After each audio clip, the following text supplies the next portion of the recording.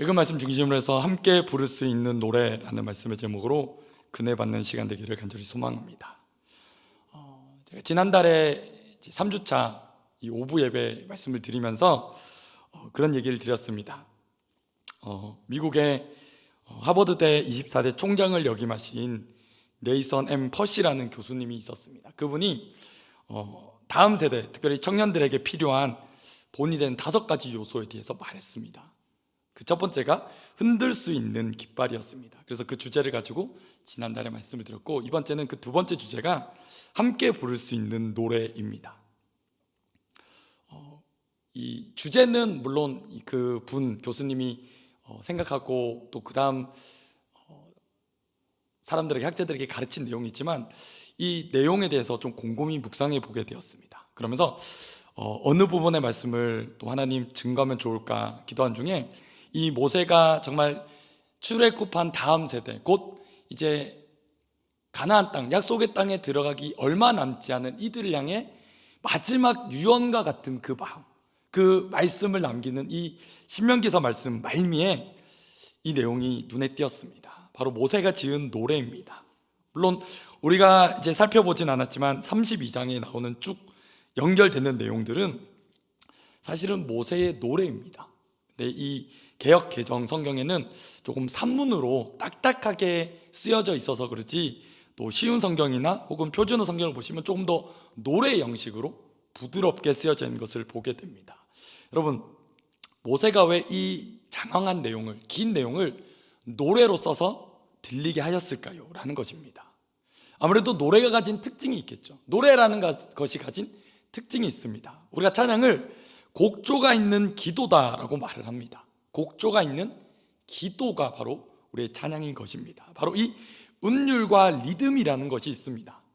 그래서 이 운율과 리듬을 통해서 노래가 주는 좋은 특징은 뭐냐면 어렵고 긴 내용도 잘 외울 수 있다는 것입니다. 여러분, 그렇지 않을까요? 제가 이 문장을 이렇게 준비하면, 설교문을 치면서 떠올랐던 것이 판소리입니다. 판소리. 여러분, 판소리 혹시 보신 적 있습니까? 영상으로라도 보시면 판소리는 어마어마하게 참 깁니다. 그렇죠. 되게 긴 오랜 시간을 한 명이, 그 판소리꾼이, 고수라는 북을 쳐준 사람과 몇 시간을 그렇게 합니다. 너무 신기하더라고요.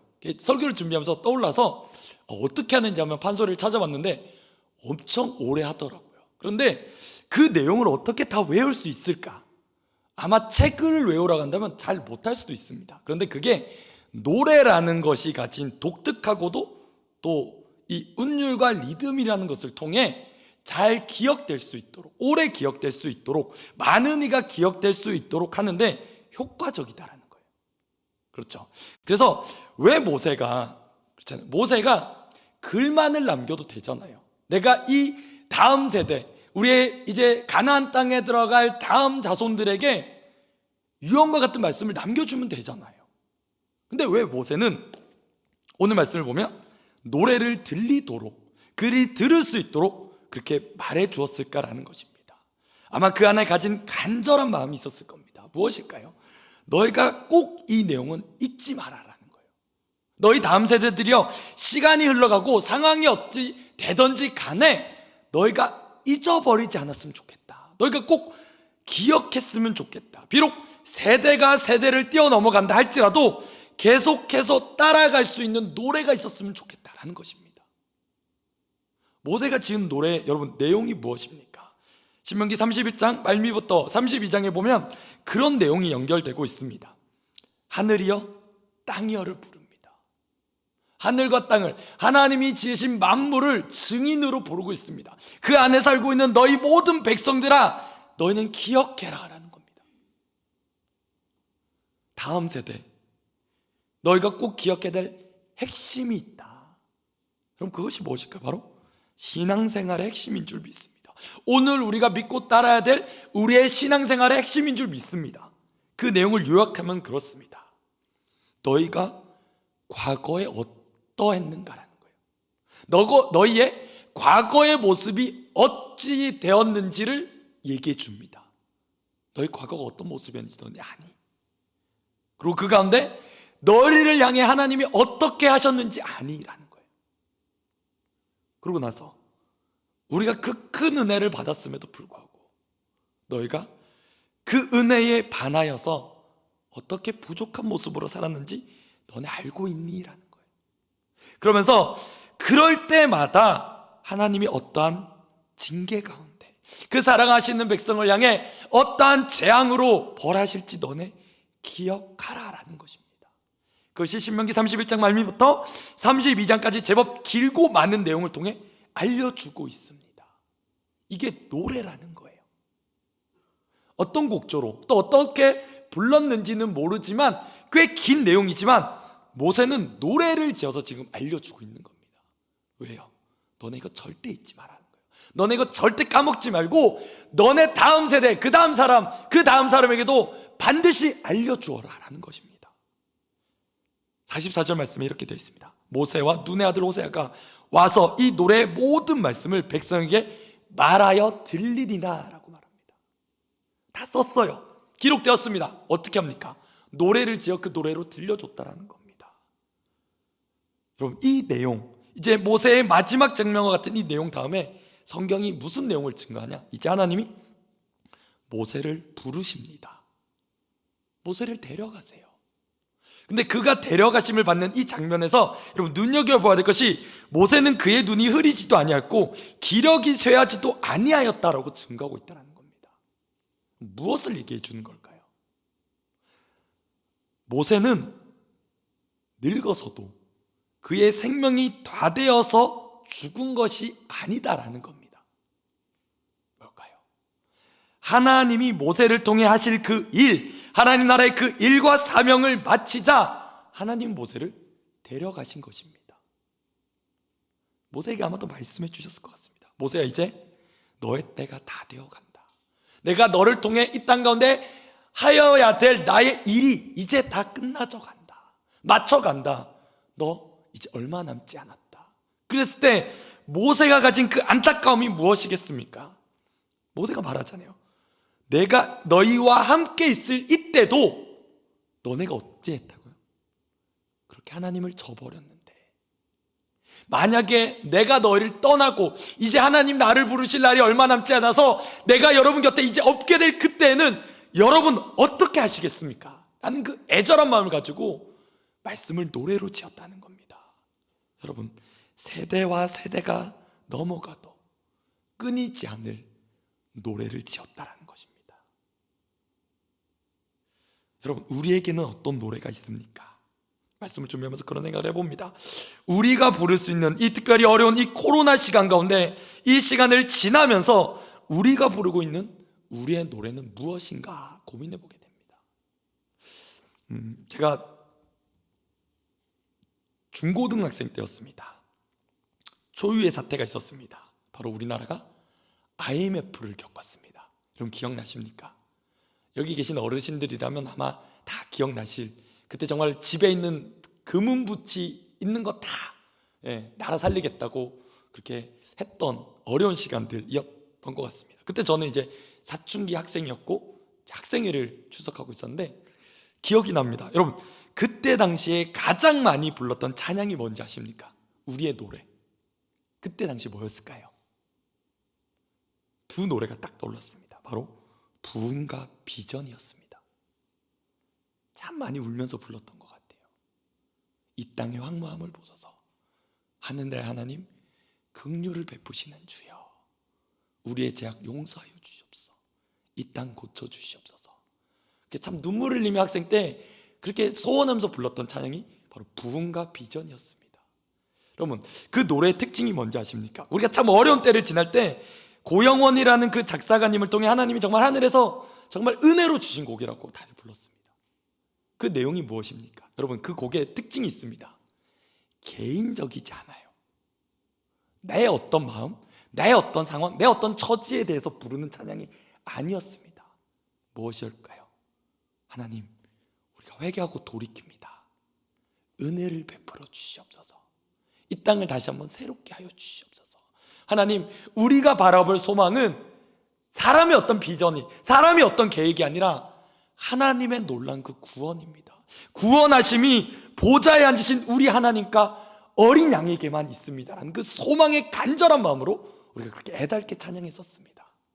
그게 벌써 시간적으로 20년이 넘었더라고요. 그런 놀라운 찬양을 우리가 했었습니다. 지난주 금요 기도회 때 담임 목사님 말씀하시고 말씀의 찬양에 이런 찬양을 우리 함께 했었습니다. 여러분 기억나실지 모르겠는데 저는 이 찬양이 너무 북받쳐 올라서 많이 울으면서 찬양했습니다. 한라에서 백두까지 성령의 새바람이 땅에 불어오도록. 지금 이 처한 상황, 이 처한 문제들 하나님 우리 힘으로 해결할 수 없습니다. 우리 어떤 것으로 도무지 나아질 기미가 안 보입니다. 조금 상황이 좋아지는 것 같더라도 어떻게 돌변해서 어떻게 악화되는지 모르는 게 우리의 상태고 우리 현실입니다. 근데 하나님의 일하심, 하나님 나라의 임재하심이라면 하나님 반드시 회복될 줄 믿습니다. 그 마음으로 애달게 찬양했습니다. 여러분 이런 곡들의 특징이 뭘까요? 여러분 나의 어떠한 걸 고백하는 게 아닙니다. 물론 찬양에 자신의 고백, 자신에게 주신 하나님 은혜에 대한 고백도 있지만 사실 우리가 더 깊이 찬양에 나아가다 보면 만나게 되는 것이 있습니다. 그게 뭐냐면 바로 우리의 처한 이 상황과 현실인 겁니다. 우리가 어떻게 해결할 수 없는 이 문제, 이 당도한 이 현실 말입니다. 그래서 구하게 되는 것이 뭡니까? 하나님 긍휼을 베풀어 주십시오. 하나님 우리를 좀 불쌍히 여겨 주십시오. 하나님 우리에게 은혜를 베풀어 주십시오. 이 나라와 민족을 살려 주십시오라는 것으로 우리의 찬양의 지경이 더 넓어지게 되는 줄 믿습니다. 왜 그럴까요? 찬양 가운데 그 땅을 보고 계신 우리 공동체, 우리 가정, 우리 직장, 우리 일터를 보고 계신 하나님 아버지의 마음이 통하기 때문인 줄 믿습니다. 설교자로서 이런 고민이 있습니다. 말씀을 잘 준비하고 또 말씀을 잘 이해시킬 수 있도록 의도하지는 않으셨겠지만 우리 대표 기도하신 우리 권사님의 말씀이 너무 이렇게 마음이 꽉 박혔습니다. 선생님처럼 잘 이해할 수 있도록 되게 아멘을 크게 했습니다. 그런데 부담이 뭐냐면요, 말씀을 잘 준비해야 됩니다. 그런데 요즘에는 말씀뿐만 아니라 이후에 찬양도 잘 연결될 수 있도록 잘 준비하는 것들도 하잖아요. 왜냐하면 찬양이 가진 또 힘이 그런 거잖아요. 말씀을 잘 기억할 수 있고 또 우리 삶의 결단을 드리면서 삶으로 적용해 나갈 수 있도록 돕는 역할이 사실 이 적용 찬양에도 사실 엄청 심도를 기울이거든요. 실컷 예배의 말씀을 이렇게 전해놓고 다른 방향의 찬양을 할 수 없잖아요. 이 말씀의 내용을 잘 이해하고 또 마음에 와닿고 또 그렇게 효과적으로 전달할 수 있도록 고민하는 것도 사실 이 찬양, 어떤 찬양을 할 것인가라는 것입니다. 그런데 저도 이 말씀을 준비하면서 좀 도움이 되는 큰 책 하나를 좀 찾게 되었습니다. 찬양 인도자들에게 있어서 매뉴얼과 같은 책이라고 하더라고요. 제가 이 책을 읽으면서 내 예배 말씀도 그렇고 우리 예배도 그렇고 우리 찬양도 그렇고 이렇게 돼야 되는구나라는 걸 좀 깨닫게 됩니다. 좀 PPT 띄워주시면 팀 휴즈라는 유명한 예배 인도자 또 찬양 인도자이신 목사님이 쓰신 책입니다. 무슨 내용이냐 이렇게 되어 있습니다. 사람들이 와서 아름답게 놓인 식탁을 보지만 음식에 담긴 유일한 저씨는 주인의 것입니다. 즉 찬양 인도자, 예배 인도자, 말씀의 선포자들입니다. 그러나 사람들이 앉자마자 주인은 손님들의 몫의 음식을 손님들에게 주는 게 아니라 개걸스럽게 자신이 먹는 거죠. 그러면서 각각의 음식의 맛이 어떠한지를 이렇게 묘사해 주는 겁니다. 근데 여러분 손님들은 지금 음식을 먹고 있을까요? 못 먹고 있을까요? 못 먹고 있다라는 거예요. 못 먹고 있는 거예요. 마치 주인이 손님을 초대해놓고 나만 음식을 먹으면서 이건 참 이런 맛이 납니다, 저것은 저런 맛이 납니다 라고 말은 해주지만 정작 손님들은 어떨까요? 아무것도 못 먹고 있는 거예요. 여러분 기분이 어떨까요? 불쾌함만 남는 겁니다. 그 다음 PPT입니다. 만일 당신이 초대받은 손님 중에 있었다면 이 상황은 매우 이상하고 불쾌하게 느껴질 겁니다. 마찬가지로 교회에서 우리가 사람들에게 경배에 참여를 그 기회를 주지 않은 채 하나님이 얼마나 선하신지, 그분이 얼마나 놀라운 일을 하고 계신지 그냥 일방적으로만 말을 한다면 여러분 그것은 말도 안 되는 행동입니다. 그럼 같이 한번 마지막 구절 한번 읽어보실까요? 우리의 경배는 시작. 우리의 경배는 반드시 온 회중에 경배여야 합니다. 팀 유지의 열정의 예배자라는 책에 있었던 내용입니다. 제가 말씀을 준비하면서 그런 고민을 하게 됩니다. 모세가 과연 어떤 마음으로 이 노래를 지었을까? 모세가 하나님을 정말 가까이서 경험했잖아요. 정말 하나님을 대면하여 알던 자였잖아요. 근데 그가 마지막 인생의 말미에 어떤 행동을 했냐면 노래를 지었다는 거예요. 왜일까요? 내가 경험한 하나님이 여러분이 경험한 하나님이 되기를, 여러분이 경험한 하나님이 여러분의 자손들의 하나님이 되기를, 그 간절한 염원을 가지고 그가 노래를 지었다는 거예요. 그리고 그것을 알려주었다는 겁니다. 여러분, 모세의 마음이 뭘까요? 손님들을 차려놓고 이스라엘 백성들에게 음식을 차려놓고 나만 먹으면서 야, 이거 너무 맛있다, 야, 이거 너무 귀하네, 당신은 그냥 보고만 계세요 라고 하지 않았다라는 거예요. 함께 동참하기를, 함께 고백하기를, 함께 한 분 하나님을 경배드리고 올려드기를 그는 원했다라는 것입니다. 이 팀유주의 목사님 말처럼 우리의 경배는 반드시 온 회중의 경배여야 합니다라는 겁니다. 고민해보게 됩니다. 말씀을 준비할 때 그런 부담이 있더라고요. 야, 나만 은혜 받는 거 아닐까? 혹 내가 은혜 받았다라는 말씀이 정말 효율적으로 심령에 잘 전달될 수 있도록 어떻게 해야 될까? 기도하는 거죠. 성령 하나님, 우리 안에 역사하여 주십시오. 전하는 내가 실수 없이 잘 전하는 것뿐만 아니라 듣는 모든 회중 가운데 비록 지금 현장에 나오지 못하는 가정에서 예배드리는 이들조차에게도 하나님 말씀이 들려질 수 있도록 성령 하나님 우리 안에 일하여 달라고 기도하는 것입니다. 간절한 마음으로 함께 찬양으로 예배를 시작하는 것입니다. 여러분의 함께할 노래는 무엇입니까? 여러분의 자녀들과 함께할 찬양은 무엇입니까? 제 할아버님이 목회를 하셨고 소촌을 하셨거든요. 언젠가 아버님이 저를 불러놓고 그런 얘기를 하시는 겁니다. 찬송가 몇 장을 펴셨어요. 그래서 이 찬양은 너희 할아버님이 정말 제일 좋아하셨던, 평생에 목회를 하시며 부르셨던 찬양이다라고 알려주시는 거예요.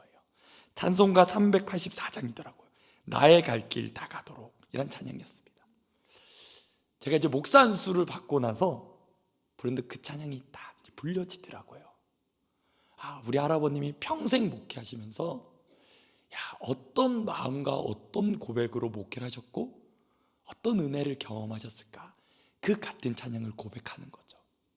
나의 갈 길 다 가도록 예수 인도하시니 무슨 일을 만나든지 만사형통하리라. 우리 할아버님이 목회를 하시면서 그 어려운 상황에 시골에서만 평생 목회를 하셨거든요.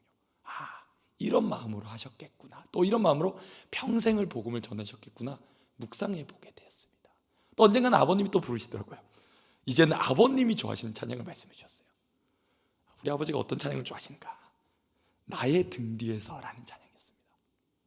근데 언젠가도요, 제가 이제 교회에서 보시면 찬양 인도를 가끔 할 때가 있는데, 찬양 인도를 그 곡을 할 때가 있었습니다.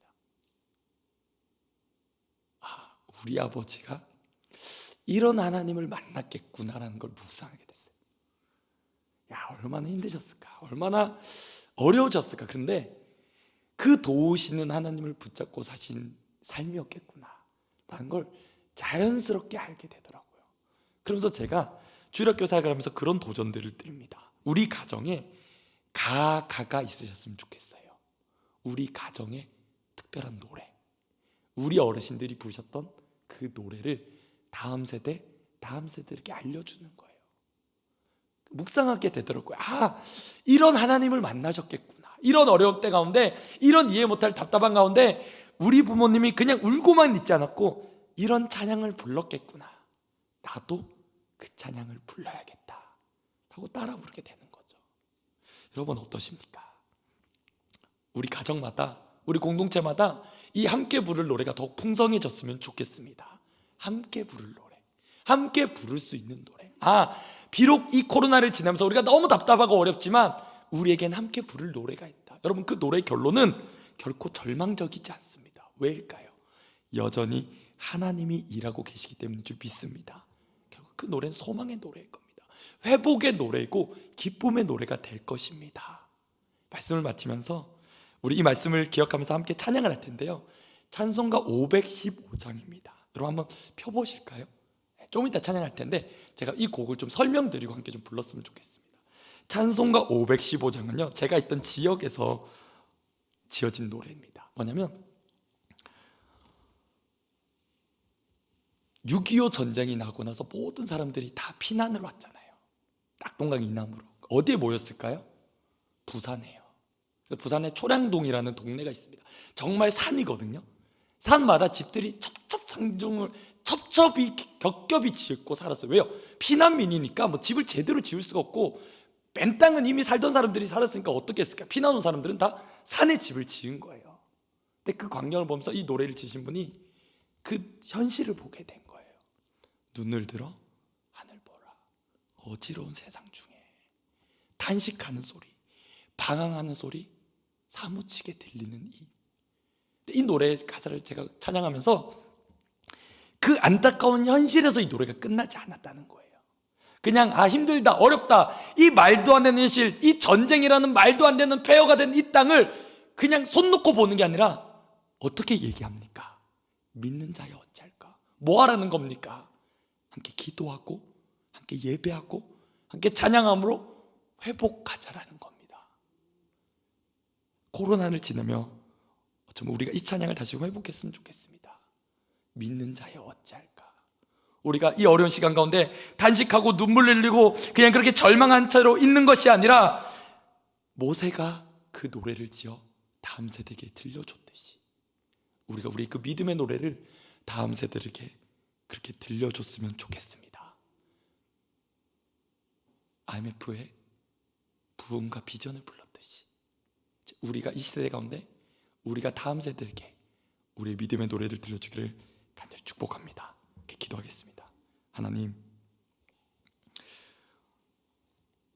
우리가 같은 마음으로 우리의 다음 세대를 바라보며 이 현실을 바라보며 찬양하게 하여 주시옵소서. 하나님, 비록 너무 어렵지만 비록 너무나 막막하지만 하나님, 어쩌면 우리보다 더 어려운 시간을 지났던 우리의 믿음의 선진들이 그 현실 가운데 하나님의 일하심을 바라보며 그렇게 탄식하며 소망 가운데 기도했던 것처럼 하나님, 우리도 이 마음을 가지고 이 어려운 가운데서도 하나님 함께 찬양함으로 하나님 이 어려움들을 이겨낼 수 있도록 하나님 나라의 그 일하심을 발견할 수 있도록 하나님 우리에게 함께 부를 찬양을 주시고 그 소망을 우리 가운데 부어 주시옵소서. 살아계신 예수님 이름으로 기도드리옵나이다.